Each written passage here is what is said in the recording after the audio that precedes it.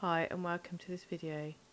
Today is not about a location this time, but instead about a very interesting character based in the New Forest, Hampshire, England. Because history is not always the buildings we stand in or the monuments we admire. Sometimes it is the lives of remarkable individuals who leave a lasting impression on a place. One such figure is Brockenhurst Mills. His story reminds us that history is made just as much by eccentric and resilient people as it is by the landscape and structures. The tale of this interesting chap starts with the marriage of Thomas Mills, who was a labourer and forester, and Anne Stote. The couple had many children, but it was in 1840 when our character, named Henry, but was called Harry Mills, was born, in a village just outside Lyndhurst. Harry, who would soon be known as Brockenhurst Mills, grew up within the boundaries of the New Forest. Details of his childhood are sparse. It's believed he started working as a labourer like his father. Why he changed his way of life we simply don't know. We do know that while his father passed away in 1871, his mother passed away in 1878, or it could have been some kind of family argument. This may have had something to do with it, plus Harry never married nor had children. But what we do know is that when he turned 40 in 1880, Harry withdrew from village life and settled in a remote area north of Brockenhurst, where he took up residence in an old charcoal burner's hut in the woodlands. Here he lived as a hermit, earning his living in one of the most unusual trades imaginable, and that was catching snakes. These days, snakes in the area is rare to see and protected, but back then his occupation arose from necessity. Using only a forked stick and a sack, he caught adders, grass snakes, and smooth snakes in large numbers. He sold them for practical purposes, some to the London Zoo, where they were used as food for other animals, and others to local collectors and curiosity seekers.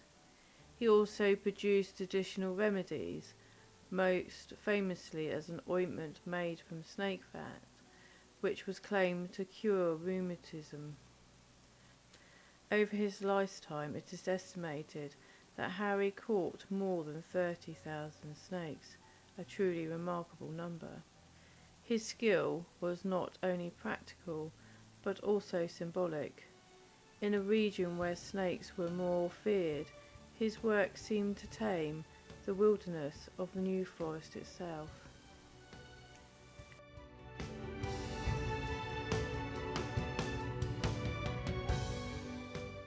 Harry did not remain a hidden recluse. His eccentric lifestyle soon drew the attention of visitors to the New Forest, which by the late 19th century had become a popular destination for tourists. His reputation spread beyond Hampshire. Illustrated newspapers featured him. Tourists sought him out. Artists painted his likeness. In this way, he transitioned from a humble woodsman into a folk figure whose identity blurred the lines between reality and legend. Dressed in a wide-brimmed hat and rustic clothing, carrying sacks of snakes, he became a living attraction. Locals told tales of him, casually releasing snakes on the floor of a crowded pub to secure a space at the bar, or sweeping the cricket pitch, a habit that earned him the nickname Brusher. Harry decided to build himself a larger hut, but when it was nearly completed, Harry returned to find it had been vandalised in such a way it left him homeless. The people who did this were never caught. However, it is thought that it was destroyed to prevent him claiming squatters' rights, as forest law would have allowed him to claim ownership of the land on which he had lived for so many years.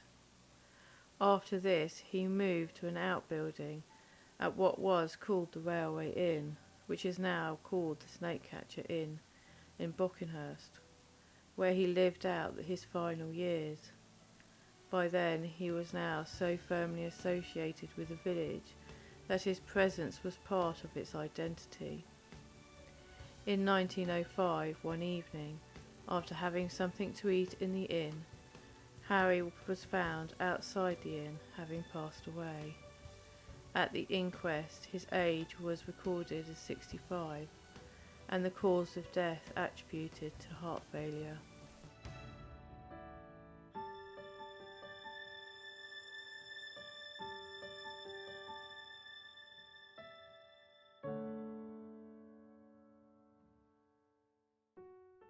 The villagers recognised his unique place in local life and erected a marble headstone for him at St Nicholas Churchyard, Brockenhurst. The stone bears a carving of him holding a snake, and a testament to the role he played in shaping the identity of the area. We are reminded of the man behind the legend. Brusher Mills was not only an amazing character of the New Forest, but also, for me, a distant relation.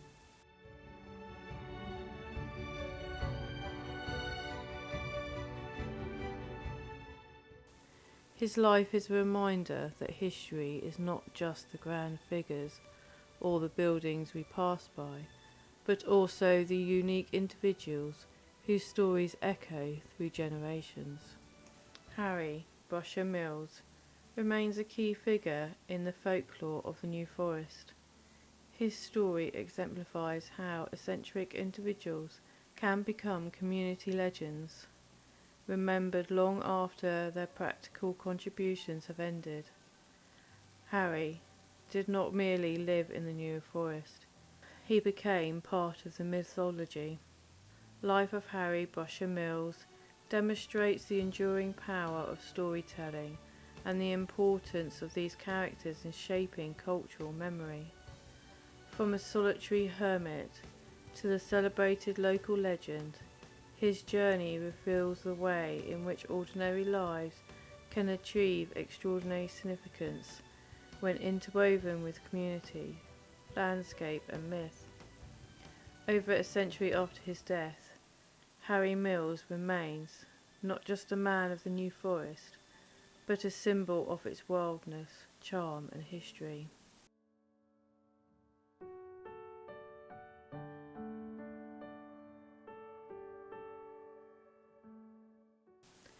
His story continues to fascinate historians and visitors alike, offering a glimpse of a time when the English countryside could still produce figures whose lives seem almost mythical. If you enjoyed this journey, don't forget to like the video, subscribe to the channel and leave a comment to share your thoughts about Harry Brusher Mills. And if you'd like to support the channel further, please consider becoming a member. It really helps me to bring more history to life. And until the next time, stay safe.